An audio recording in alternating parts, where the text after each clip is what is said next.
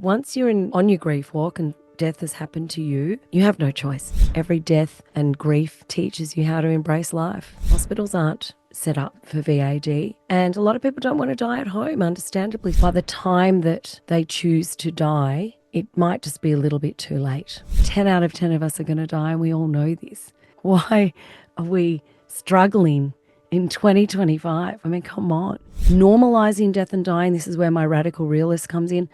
Fuck that. You kidding me? Don't Be Caught Dead, the show bringing stories of death back to life. Here's your host, Catherine Ashton. Today I'm speaking with Baci Hillyer. She describes herself as a radical realist dedicated to educating and motivating end-of-life preparation in a death-phobic society. She believes how we meet death shapes how we truly live. As an end-of-life doula, advocate and storyteller, she works to socialise death by fostering open, compassionate dialogue that transforms apprehension into meaningful action. Her mission is to help others find greater peace, clarity and purpose in both living and leaving well. Her journey began not as a professional but as a daughter, sister and teenager cracked open by loss, walking through the wounds of death for over 37 years. That deeply personal experience led her to become a certified end-of-life doula and a committed volunteer in palliative care and with Dying with Dignity Victoria.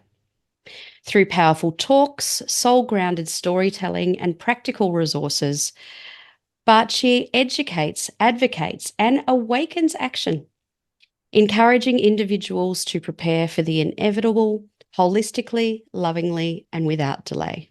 I can't thank you enough for being with us, Baci. Wow, what an intro. Can you be my PR agent, please? No, I think your amazing video is a beautiful introduction to your personal story. Can you tell us a little bit about how you got started? Well, yes. Well, we all have a story, don't we? Yeah. So mine started a long, long time ago. I was 15 and sadly and suddenly my father and my brother died within 5 months of each other. My father had a brain tumor and my brother died in a car crash 5 months later. So it was, look, I'm shortening it because it's a really long story, but the reason is that it was just epic. It was a tsunami, I guess. It totally hit the family. It was so unexpected. It had a bit of, with dad with his brain tumor, it had the privilege of at least saying goodbye. It was short amount of time, but we got to say goodbye. And with my brother, we didn't. So I sort of really got to experience the hospital, the cancer, the chemo, palliative care. And then with my brother, it was the sudden shock and the identifying of the body and the falling apart of the family and the parent. And so it was a baptism of fire. And with that came survival, bereavement, grief, trauma, complex post-traumatic stress disorder, having to heal so many, many decades of that. And finally popping out at the end and realizing that with this experiential knowledge that I had something to share and to offer in a place of healing place, not from a traumatized place. I think really I've landed in the work that I do at the right time because I'm a lot older now. I'm 52 and I've traveled. I've traveled a hard, long road and I've done a lot of work and I feel that I'm able to understand what's mine. I can meet people where they're at. I can understand energetically the right boundaries and I can really get in there and roll my sleeves up and do some work and help people to respond and help them to do it a lot better than we did it back then. And I'm pretty passionate about it. And I feel I'm pretty good at it. Yeah. I love the fact that you describe yourself as a radical realist, and just on the point that you are a woman who just publicly declared that she is 52. Can Oh, I love can it. I just say that that is so refreshing? Oh, I love my age. The older I get, the better. I'm really looking forward to, and I really mean this, to becoming an elder. I'm feeling better in my skin than I've ever felt, and I'm feeling more in my passion and my purpose than I've ever felt before. So, oh, thank God I'm here. I'm owning it because I think with that age comes a lot of wisdom and authority to speak from experience. And I feel really confident in that. And I think that's a great part of working in end of life. You don't want some 25-year-old rocking up at the end of life. You don't want a 30-year-old. You don't even want a 40-year-old. Hit 50, hit 60, hit 70. You can be by my bedside, because you've walked. You've walked the yards and I'm owning it. I love it. There is something to be said about the the stories that you accumulate over time, Hmm. and the impact that that has, and what you learn from them. I bumped into someone at an old workplace last night, and they said that they had experienced someone close to them die only recently, and that was in their late sort of 30s.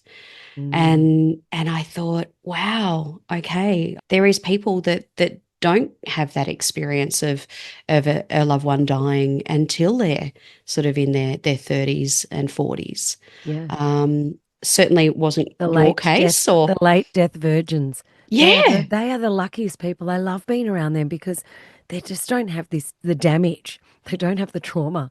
And they may have lost a grandparent. I have a really good friend, he's 50 and he's lost only a grandparent. But he wow, didn't know the grandparent. So he still hasn't lost. So he's like the oldest living virgin, death virgin. His wife lost a sister. He's lost people through friends and family, but no one himself. And he's still the only one I know that's like that. And he's seriously the best dancer, the happiest person. He's always the one making the cocktails. And I attribute it to that. I'm like, dude, you still haven't started your grief walk. Do you think that? See, I would say that when you actually experience death, that's when you actually probably live better. Look, 100%. So am I, what's better? We can't compare. It's just what has happened to him. And he's Yeah, been lucky enough, I guess, to live in this bubble of bliss. yeah, And we make that assumption, but I have to say I don't think so. I think he's living a pretty good life. You would think that. I think what you do is you go deeper. You go really deep. You have to go there. Once you're in on your grief walk and death has happened to you, you have no choice. You're in the abyss of grief. You're there, we're all there, and it doesn't go away. If there's something that I have learnt on my 37 years of grief walking, and that's over 70% of my life, is that grief doesn't leave and it doesn't get lighter and it doesn't get easier. In fact, for me, it got a lot harder. The older I got, the more I yearned for my dad. The older I got, the longer it was that I hadn't seen him. So you just managing it and living with it. And the age when I turned 45, and that was the age that he died, that was a whole nother layer of grief and understanding. And then when I turned 46, all of a sudden I'm older than my dad. What? yeah, So you go through these from a 15-year-old journey into 52. Boy, I have to tell you, I've got a really good understanding of the different stages and the ages and moments of grief. And it changes all the time. These milestones or these times where it hits you. When my children turned the age that I was at 15, was the first time that I actually thought about myself as a 15-year-old. I went, shit, you were so young, because my 15-year-old self had grown up and, right, I'm surviving. And I hadn't even looked at her until I looked at my children. So you get hit. It's it's a long road. It's a long and arduous road, but it teaches you how to live. Yeah, every death and grief teaches you how to embrace life. There's no doubt about it. That's absolutely one thing. It's with you all the time and you're learning to live with it. But hey, we all are, right? Everyone's on a grief walk. We're all in separate times, except for my friend who hasn't started his grief walk, but he's on a grief walk for his wife. He understands grief and he's lost animals. You know, when Yeah, you lose your animals, that's grief walking. yeah, it is. Human nature and humankind, I mean, our whole journey is it's pretty much suffering. It's a whole lot of loss. We come in here making connections and then we have to say goodbye to all of those connections. And of course, there's the loss of yourself, who you are. As you grow older, you hit 50. Grief is everywhere, isn't it, Catherine? It's just, it's a part of Oh, life. so many elements. And tell me, with those learnings that you've experienced over time, how has that shaped how you support other people when they're facing a life-limiting illness? Well, back to being a radical realist, I'm real, I'm authentic. I think there's no euphemisms, there's no mollycoddling, there's no cotton, there's deep compassion, but how I meet people is a deep understanding and also knowing that I don't know everything. I'm showing up. I've lost a father, I've lost a brother, but I haven't lost a mother. I haven't lost a child. So it's about just being real and honest and shutting up, showing up and stepping up and listening. Yeah. And understanding that what people really need is to be heard. And that's really what my experience has told me, that over the years, all I really probably needed myself was to be heard and to be given the time to talk about what happened. And not many people do that very well. I'm sad to say. Yeah, active listening is a skill and you need to learn it. And I don't think you really get it until you've been there. So, yeah, I think, look, there's so much. I mean, I could talk about it forever, but I think that's the fundamental, the the the deepest layer of what I give. And how would you suggest when there is a diagnosis and people sometimes want to say something, they're not quite sure what they should say? Given the experience that you have working in that space, what have you found to be the things that either someone has said to you that has been comforting or advice that you provide to those loved ones? Mm, that's a good question. I guess you're talking about when they've received the diagnosis or just at any stage. I think at any stage, look, you can look at each different stage because they're all quite different. But I Mm. think that I think at any point it's difficult having conversations with perhaps Mm. someone who has a life limiting illness and a diagnosis. The best thing to do really is to meet someone where they're at. So I think the first thing that I would say is you need to be led by the person. Depending on your relationship with them and how well you know them, the twofold approach is one, from your side, are you who are you and what can you offer? So I always look at these four H words and they're really easy to remember. So it's a human approach. One, are you a person who's of the heart? Have you always been really in your heart? Are you really compassionate? Is that your approach with people? You're this nurturing, heartfelt person. Are you a person that likes to help? How do you help? Are you really practical? Do you help emotionally? Do you help physically? Are you a person that is one of hope? Are you really spiritual? Do you look, hope is essential, but it's not a strategy, but it's definitely essential. Are you one of those hopeful people? Or are you a person that's really funny? Are you humorous?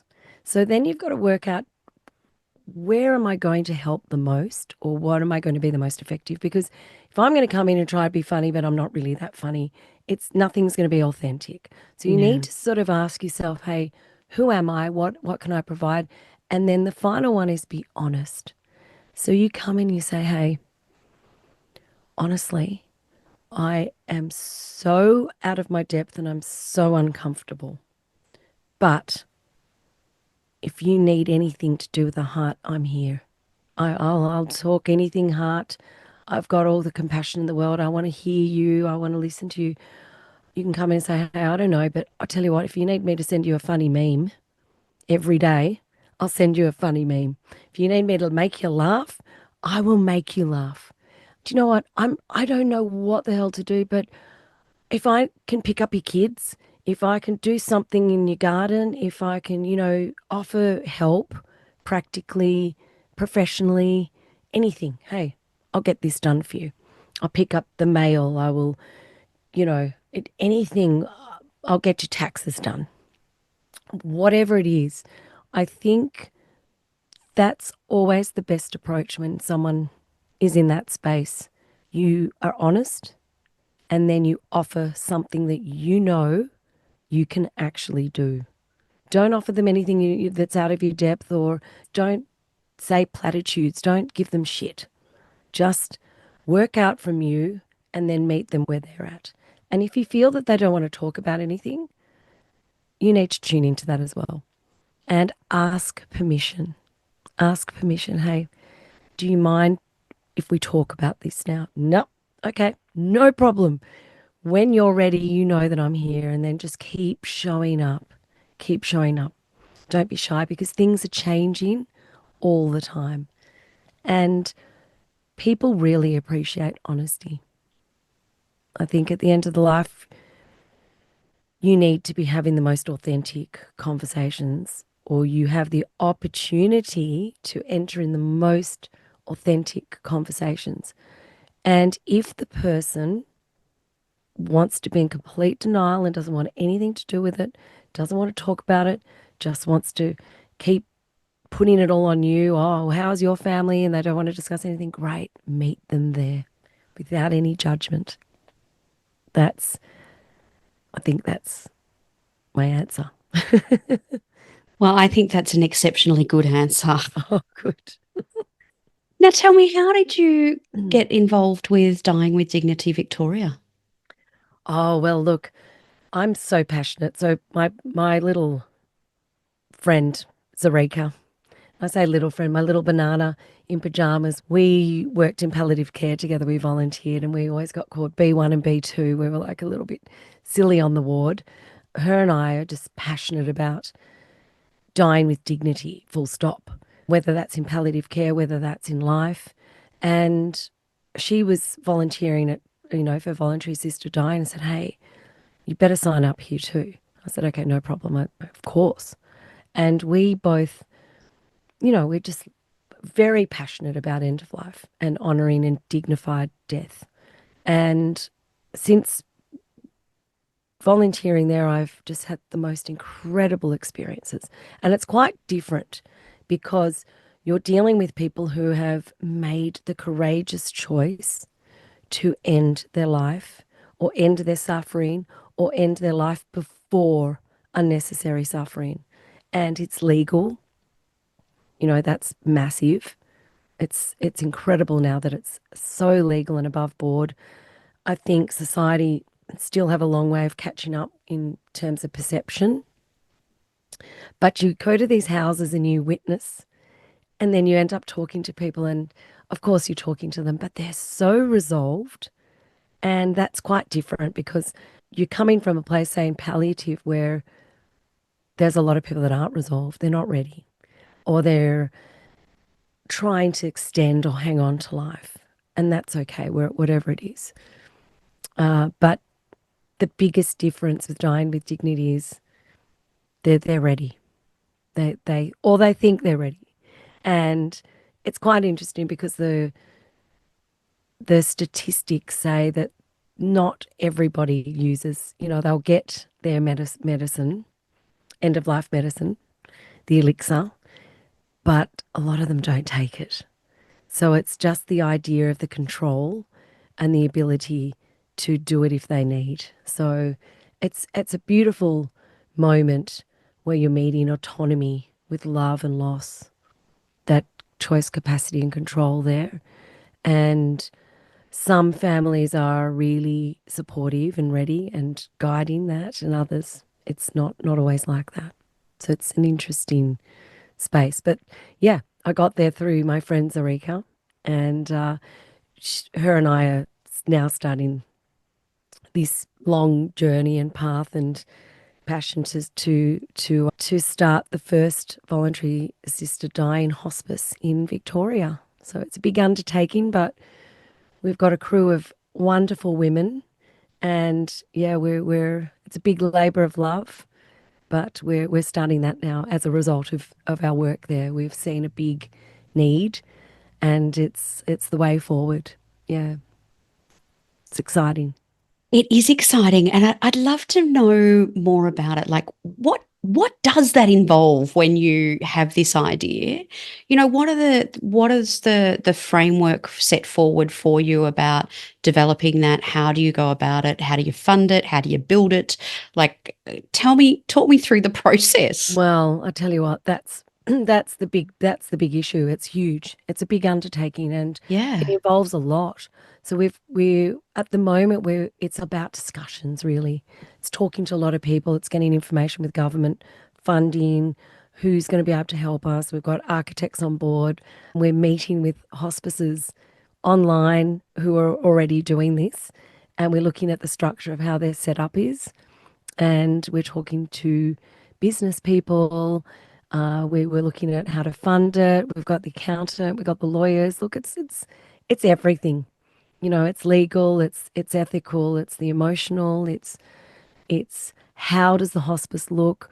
Who do we need to be looking after? It's not just the person who's dying, it's the families, it's bereavement after, it's location, it's everything. So it's a big team effort and it's a lot.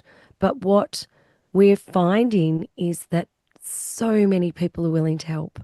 So many people are offering assistance. And we don't have this experience at all. We've just got the passion. And what's happening is we're really bringing together a whole lot of people with the same passion, and they are coming together, and we're just going through it blindly, I guess, but we're getting informed and putting together a pretty amazing prospectus, and we're getting some great feedback. And then the next step will be funding and convincing the government to back us, and hopefully Victoria lead the way. But if not, we'll go to other states. Yeah, we'll just keep pushing and pushing and pushing. And so, what sort of support are you after? Obviously, you have a lot of people who are keen to see it happen, but from a practicality sense, like it is funding that you Money. need, isn't We it? need Yeah. money. Yeah. Absolutely.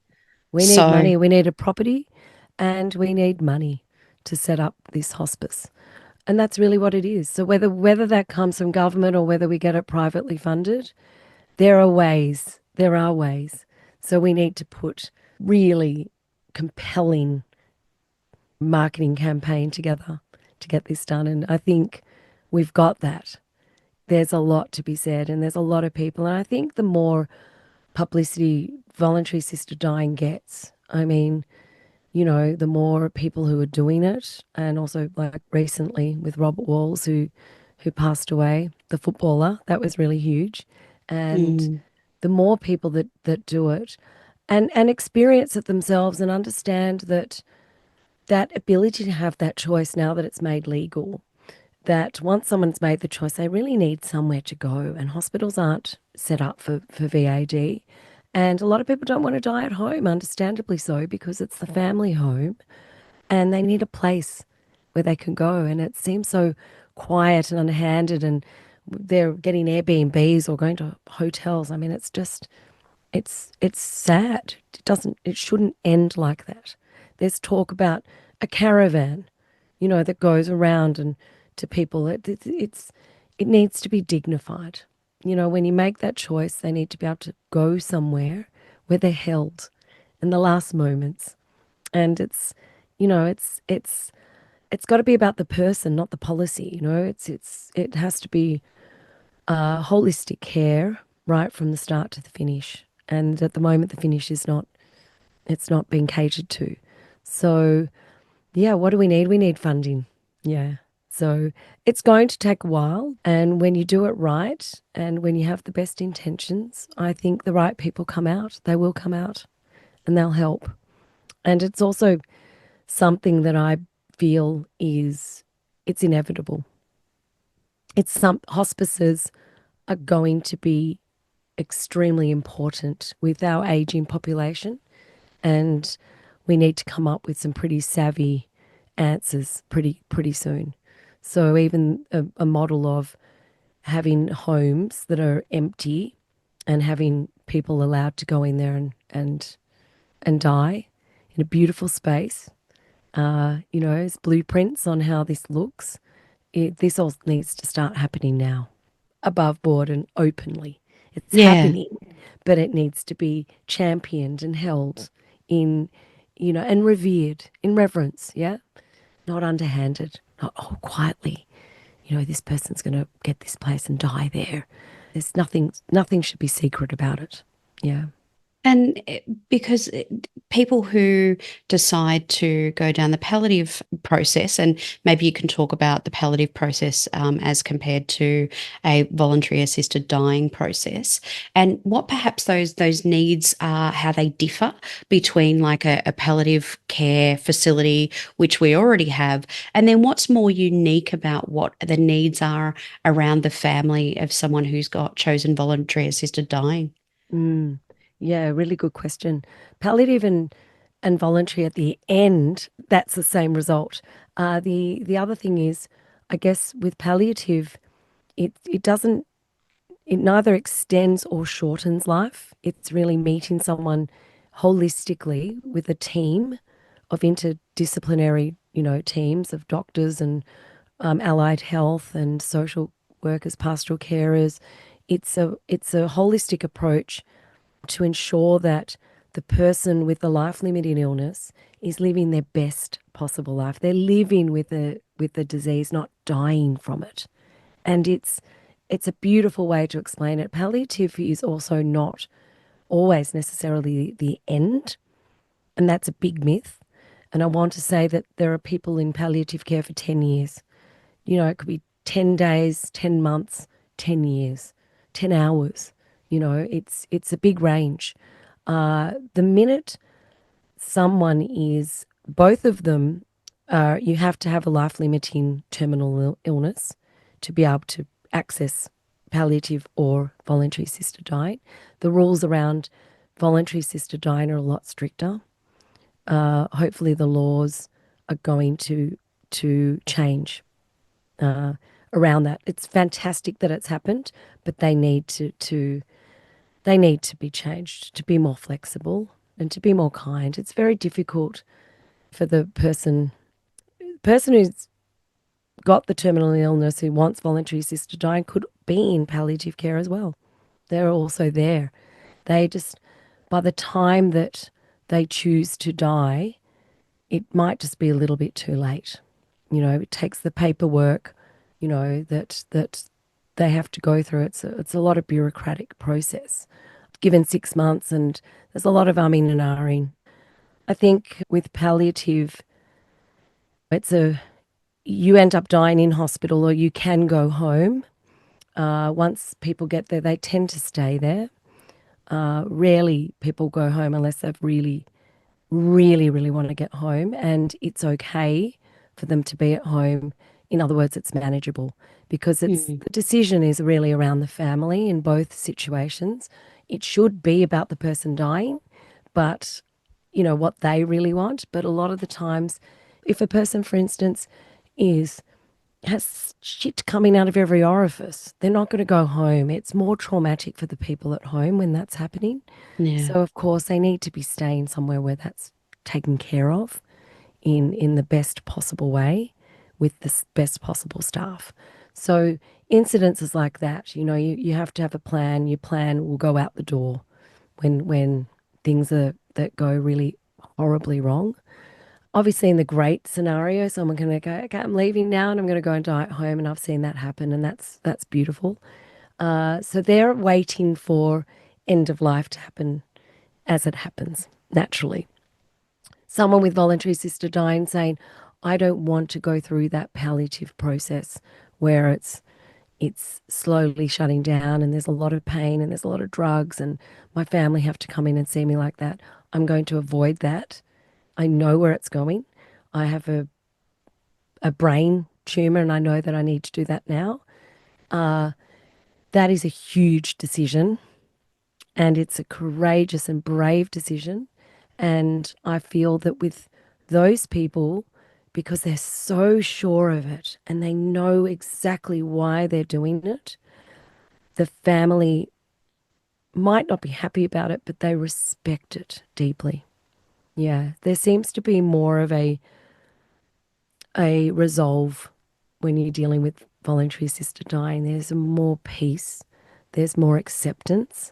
And even if there's one or two in the family that aren't, the rest of the family are carrying them because they know that this is the absolute desire and need and of the traveller, of the person dying. That's their request. That's what they want, and it's about them.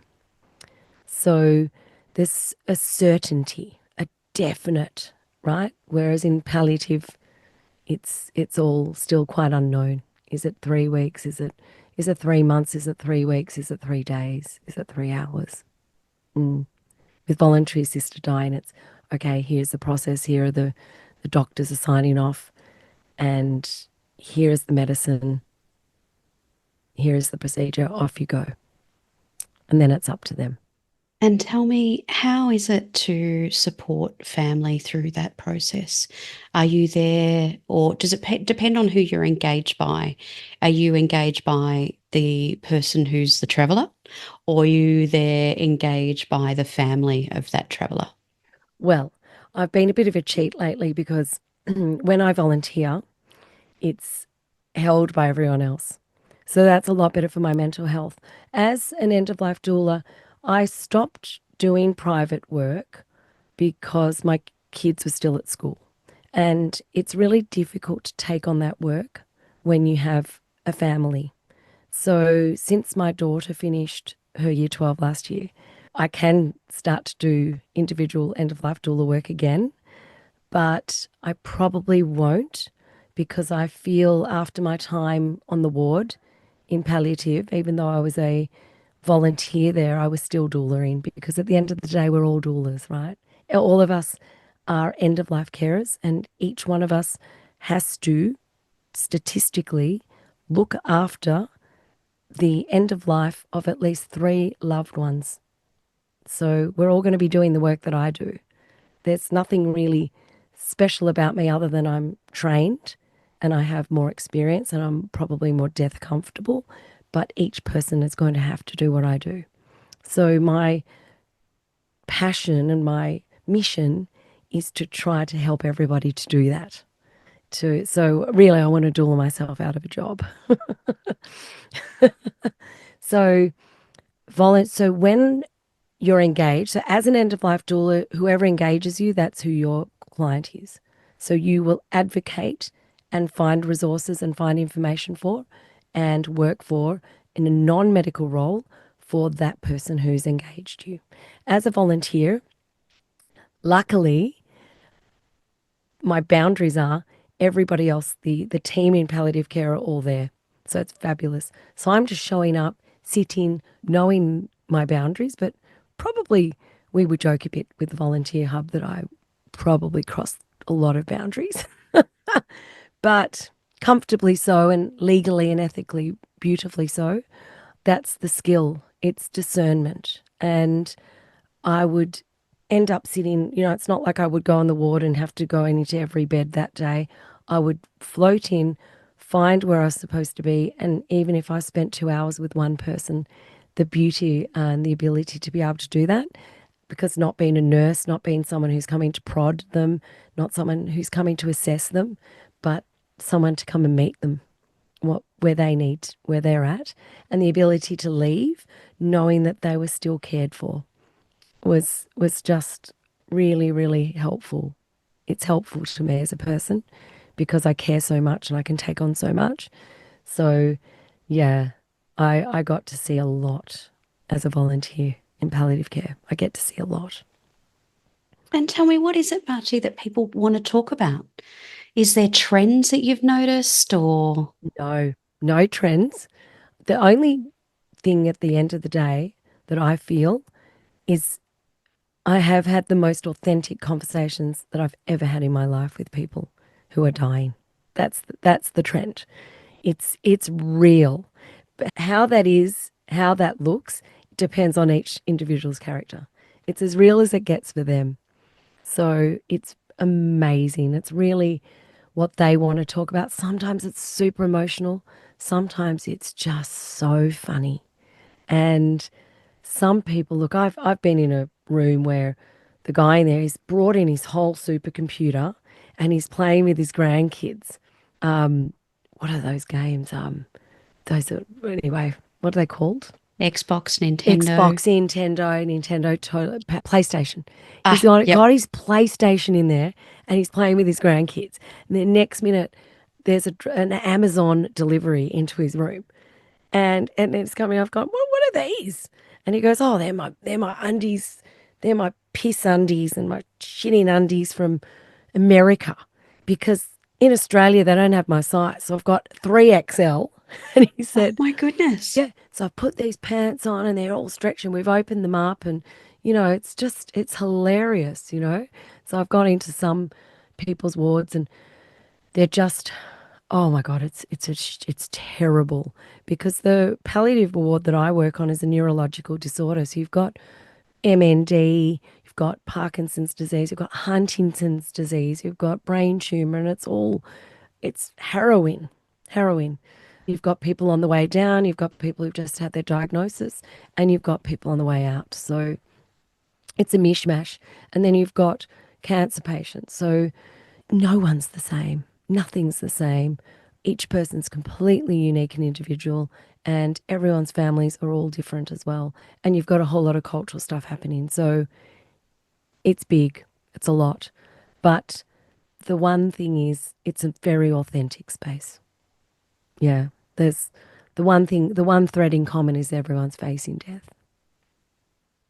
And just when you were talking about the diversity of what you're Mm, seeing in mm. that one particular ward, it makes it very clear that then someone who has chosen voluntary assisted dying would be not the right fit for that space. When Mm. they, and why the need for a hospice is specifically that they can choose that. Well, no, not really, because a lot of people will come from palliative and go, I've seen this. I'm not going there. Please, I want to finish it now, Yeah, beforehand. okay. So it's, yeah, they both really work together. I think the problem is in certain hospitals they turn you away when you want voluntary assisted dying. That shouldn't be the case. In an ideal world, if you're in palliative and you want to end it, you should be able to end it, and then you should be able to go into another space that is for that space. But there isn't that option No, at this point in no, time. no. And that it may very well end up being there. On our journey, it may very well be that the best option is to allow that to happen and it go there into another space. But that doesn't fix the problem for the people who choose to die and they want to get out of that environment. They don't want to die in there. 70% of people don't want to die in a hospital. It's not a medical event. We need to remind ourselves that dying is a core human rite of passage. It's not a medical event. So that would be for someone who is comfortable to die in hospital. They feel comforted by that. But the majority of people don't want that. They want to be looking out at a last sunset. They want to be by the ocean. They may want to be in nature. They want to be somewhere where it's revered and they're honoring and it's sacred to the decision that they've made. And they want to be able to die in a peaceful way, surrounded by their loved ones and not in a hospital environment. So, yeah. And I guess back to the question that you're asking me, the support of the family, it's a lot, for them to be, they're not trained, families aren't trained. If they're lucky enough to have someone in there that is experienced and death comfortable or has a background, then they're leading the way. There's some people that inherently step up and can lead the way, but it's a lot. So that's why a Mm. hospice is really good because a hospice is holistic care. It's helping the family to come through. And really, let's just say it's 3 days. There's a lot of talk about how long does a family get to come in and do that. Well, you do all of your goodbyes at home. You have your living wake. You say goodbye to everybody. Then you come into the hospice. And let's say you have 3 days. Yeah, 3 nights. Wherein you have a big cuddle bed. The setup is really different. And there's ways that everybody's supported there and to make them feel so incredibly comfortable. And the person, hopefully at that stage, is really not in a lot of pain. They're really in their essence. And without anxiety, without stress, they're resolved. In palliative, it's all about this pain management. And someone's screaming and writhing in pain, which you see a lot, yeah, they are constantly assessing and reassessing and pain management and different things that are happening. And some of the time in palliative, there's a resistance to the morphine, or the morphine's going to knock them out and I won't see them again. And, that's really the time that the person dies for someone, is when they're out cold and they never come back. So this is a very different scenario, right? You've got Mm. somebody who is well before that because they've decided, I don't want to do that. I see that and I don't want to put my family through it. I don't want to go through it. So it's a very different environment. You've got families coming in who are all chatting and everybody is in full agency. Yeah. And you're also in your, I've met people who are joking and telling me their life stories and they're completely normal. And they're just headed that way. In the next 6 months, it's going to be horrific, harrowing, and brutal. Yeah. So you're seeing them here, and it's sort of, for some families, it just doesn't make sense. It's like, Mum, Dad, you're robbing me of time, time that I want to have with you. But the question is, what quality of time is that? And someone wants to be dignified as they go. They don't want to be in nappies, to be changed, to be rolled over from bed sores. Yeah. And each one, there's no right or wrong, is there? If that's your choice, No, that's your choice. no. But for me, when you've been talking through the process and the differences between palliative and voluntary assisted dying, for me, I suppose the point that when I was talking before was the fact that it is very different stages for me in my head about Mm-hmm. how I view it, because in a care facility and what those facilities would look like would be probably very different things. And I think you've made a really good example of that and explaining those needs as well. So Mm-hmm. someone is very medical, needing that medical assistance in a palliative nature and an environment where they're talking about pain management, Yes. and then we've got the diversity of that.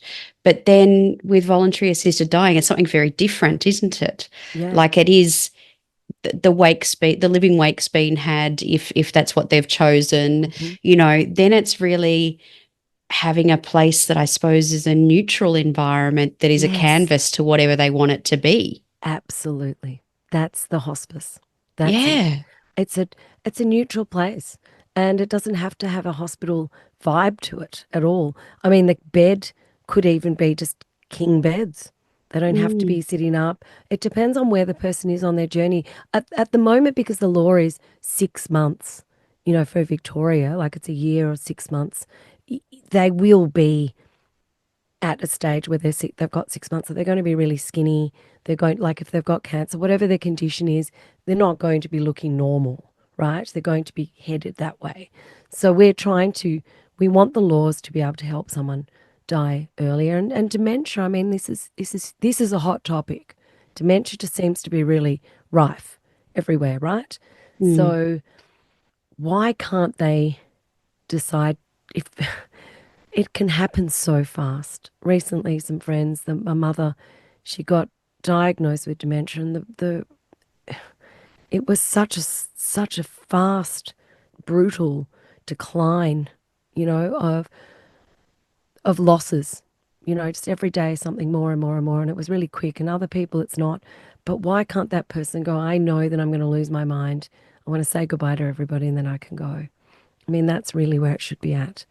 But because you need to be able to sign and have choice, capacity control, full agency, you need to be very aware at the 6 months before when you sign to take to take the elixir to kill yourself.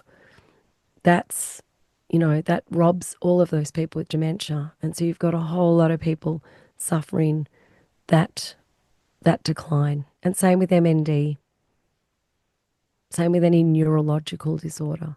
It's really, really brutal.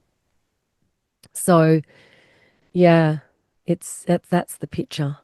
And coming out of that darkness, because it is really heavy, I want to go back to palliative as well. I want to paint a nicer picture of palliative, that people are in there to get nutritional needs done, nutritional needs met, and occupational things done. They've got to come in, okay, we need a new wheelchair, a different walker. There's a lot of rooms that are having these things done, just assessments on the journey, Yeah. But as MND kicks in and those sorts of neurological disorders get really nasty, that they should be able to get voluntary assisted dying, but they're not. So that's the palliative end, and then voluntary assisted dying. Yeah, I hope. Is there any other questions? I hope I've explained that. Okay, it's a lot, isn't it? It is a lot, and Yeah. also for someone who may never have actually been associated with what palliative means and what those that looks like, I think it's really helpful with how you've gone through with some of those explanations and just the diversity of what palliative ward can contain. So anyone from someone who's just been diagnosed to just getting some tube feeding or something like Yes. that for deficiencies in their nutrients or something like Yes. that, to right through to someone who needs 24-hour support. So I think it's really good that you've gone through that process and explained that, because not everyone's familiar. Mm. I've only had the one experience in our family where we've had someone who went through the palliative process, Yeah. and it was a really great experience for us, as well as good as it can be. Yeah. When you do go through that, and the staff were amazing and so supportive during that whole process.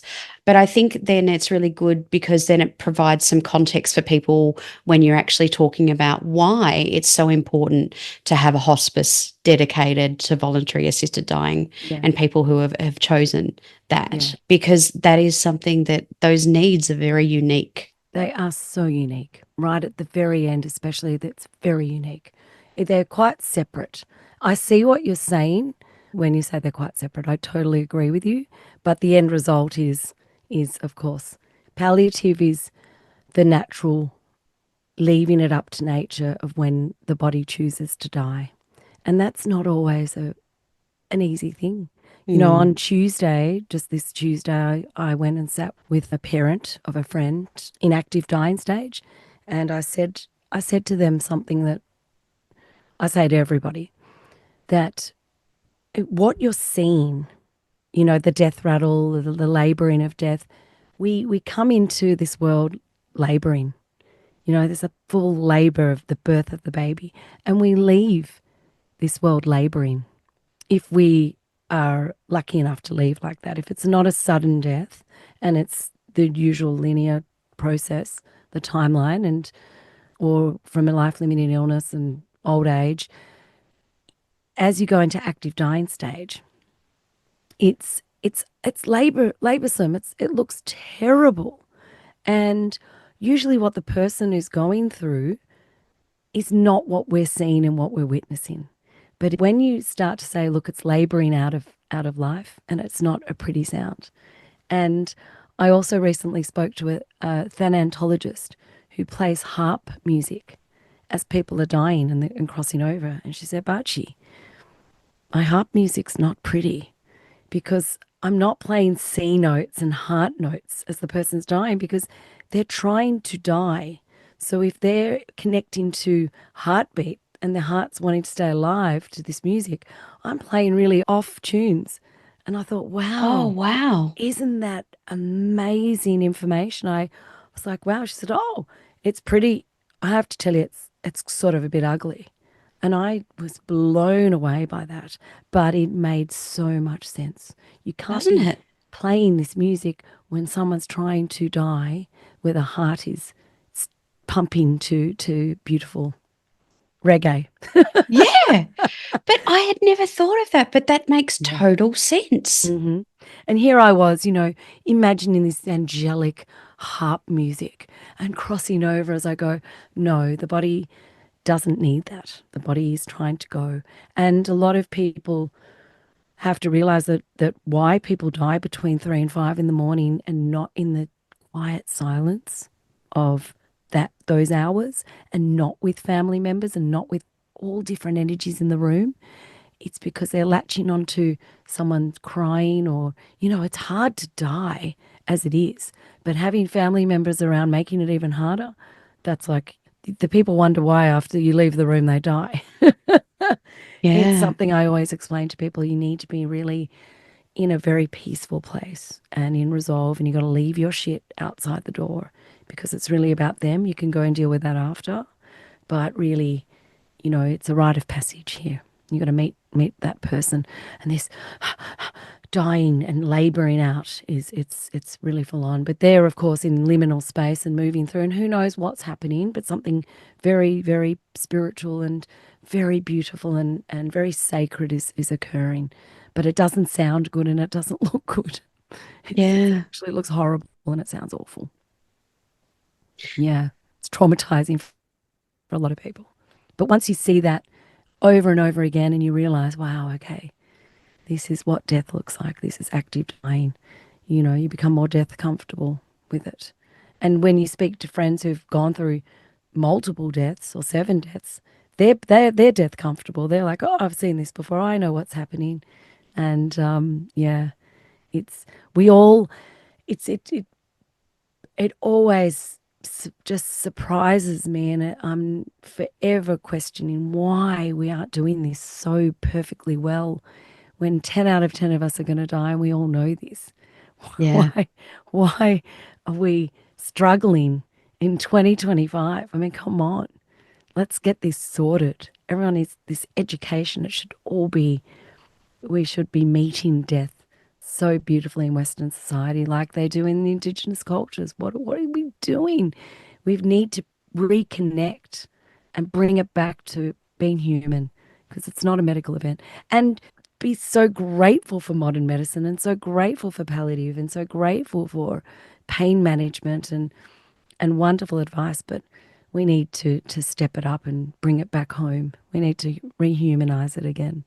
And how do you think that the average everyday person, perhaps our people who are death virgins, how do you suggest that they perhaps, explore, the inevitable?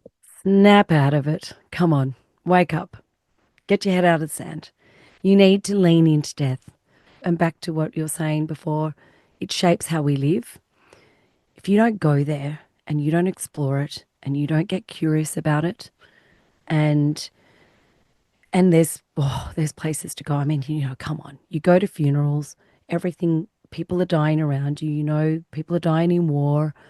There's so many look what happened in COVID. Mm, Pull your head out, lean in, get yourself organized. Really ask yourself, what am I afraid of? Have conversations. Start the conversations. Just start them. Start somewhere. Do something. Take a step. Because you can run, but you can't hide.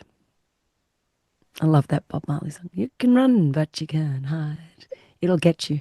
It'll get you in the end. You can keep on running, but you're going to have to face it. And the sooner you do that, the sooner you can liberate yourself and the sooner you can get on with living. And there's that wonderful saying, think of death often, then get on with living. Think of death Yeah. often, then get on with living. Think of it, talk about it, make a preparation, action it, then get on with living. Oh, this pops up. Lean in, deal with it, be responsible, step up, action it, get back on with living. It's not that hard. That's the dance you've got to do. You know, It's part critical of being an information. adult, isn't It's it? part of it. Put your big boy, big girl, big whatever pants on and Yeah. get it done. And you know what's really interesting is anyone that I push and oh my God, I hassle everyone. I'm like, really? I'm very pushy. I come back to them all and I say, listen, how do you feel now? And they all say a lot better. That's the whole point, the liberation. So I've got this 3-step process: conversation, preparation, liberation. You know, that's it. It's not Yeah. that hard. You live in knowing that you've got that peace of mind. And you don't have to actually always have the answer. You can say, I don't actually know. And that's okay. But it could be this, it could be that. Well, I'm going to sit on it and I'm going to think about it. And I'm really confused. But if something happens to me in between, let's just say for me, I'll give you an example. I don't know whether I want to be burnt, cremated, or terramated because terramation hasn't been legalized here. So right now it's cremation. But if I haven't updated anything and terramation comes in, or if you can get me terramated, which is human composting, do that. So I've got a little bit of if and maybe whatever, and also sorry guys, I'm so confused. You make the decision, but this is kind of what I prefer, and this is what I want. And if it ends up being cremation, great, go ahead with that plan. That's okay. It's okay to be like that.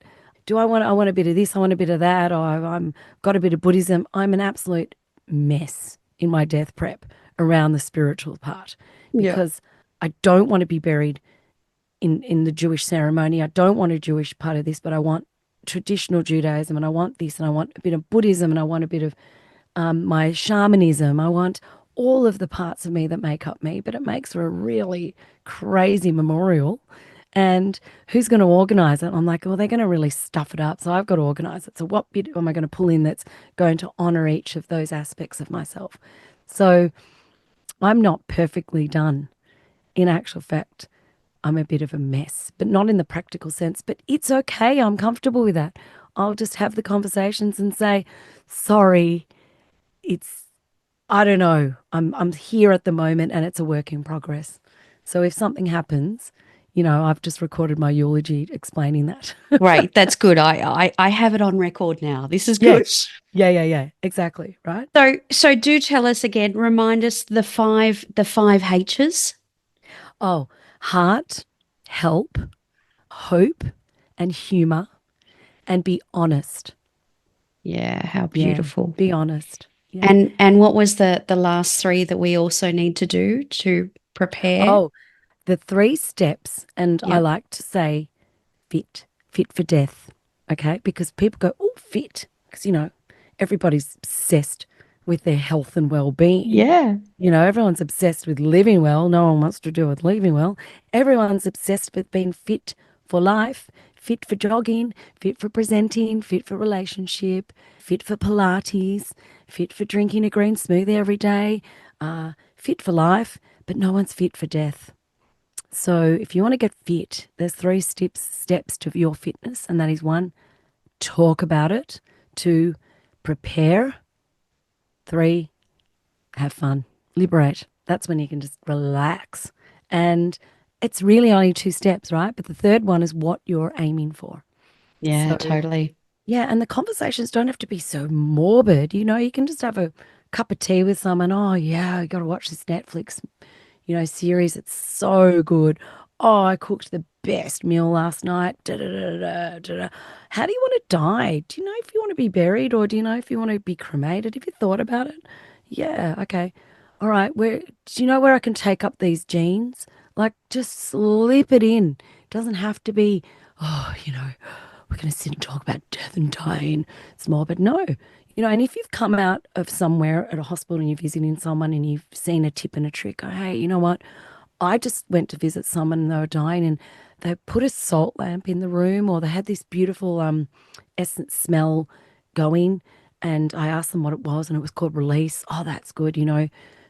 Maybe, you should gift someone an end of life doula, 2 hours with an end of life doula instead of those $80 flowers that you've just Yeah. bought that are going to die. If everyone could start socializing death and dying, we're going to be a lot better in our responses and a lot better equipped to deal with death and dying. Normalizing death and dying, this is where my radical realist comes in. Fuck that. You kidding me?